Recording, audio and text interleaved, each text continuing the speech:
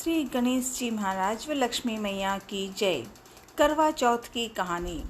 एक साहूकार के 7 लड़के और एक लड़की थी।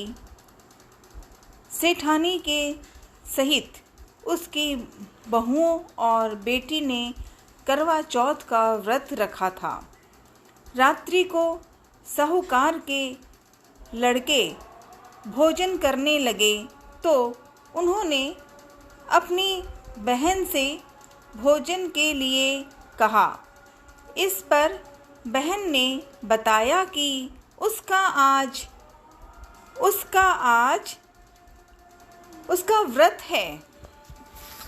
और तो बहन ने भाइयों से बड़े प्रेम से अपनी बात कही और कहा कि इस पर अपना आज उसका व्रत है और वह खाना चंद्रमा को अर्घ्य देकर ही खा सकती हैं।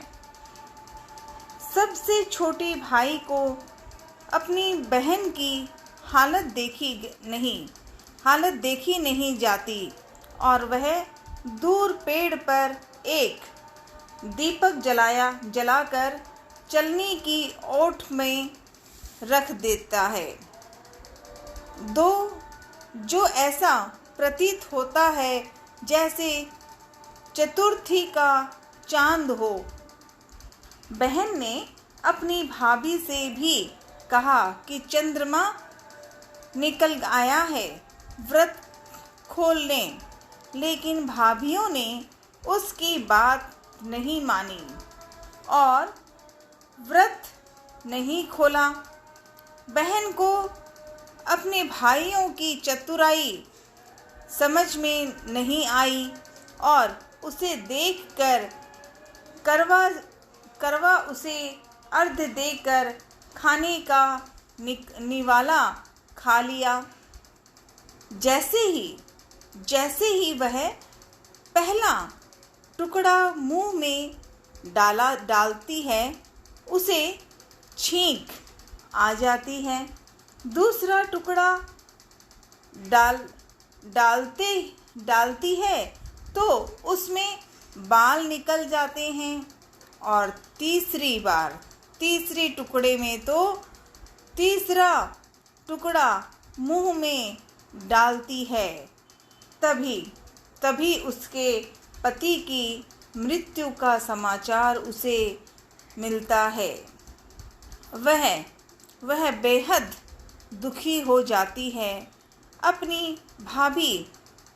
उसकी भाभी सच्चाई बताती है कि उसके साथ ऐसा क्यों हुआ। व्रत गलत तरीके से टूटने के कारण देवता उससे नाराज हो गए हैं। इस पर करवा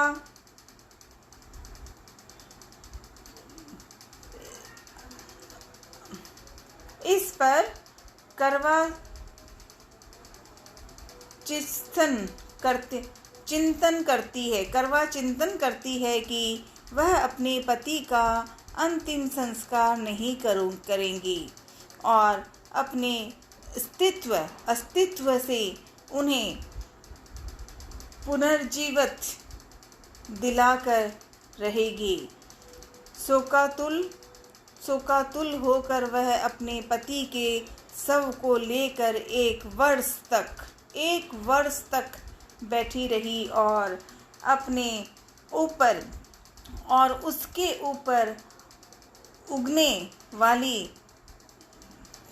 घास को इकट्ठा करती रही। उसने पूरे साल के चतुर्थी को व्रत किया और अगले साल कार्तिक कृष्ण चतुर्थी फिर से आने पर उसने पूरे विधि विधान से करवा चौथ व्रत किया। शाम को सुहागिनों से अनुरोध करती है कि यम सुई के ले लो, यम सुई ले लो, पिय सुई ले लो, मुझे भी अपनी जैसी सुहागिन बना दो। जिसके फलस्वरूप करवा माता और गणेश जी के आशीर्वाद से उसका पति पुनः जीवित हो गया। जैसे गणपति और करवा माता ने उनकी सुनी, वैसे सभी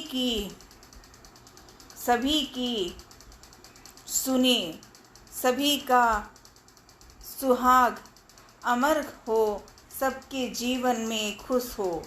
इसी कथा को कुछ अलग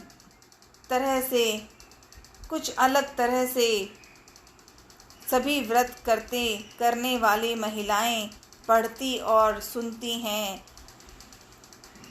करवा चौथ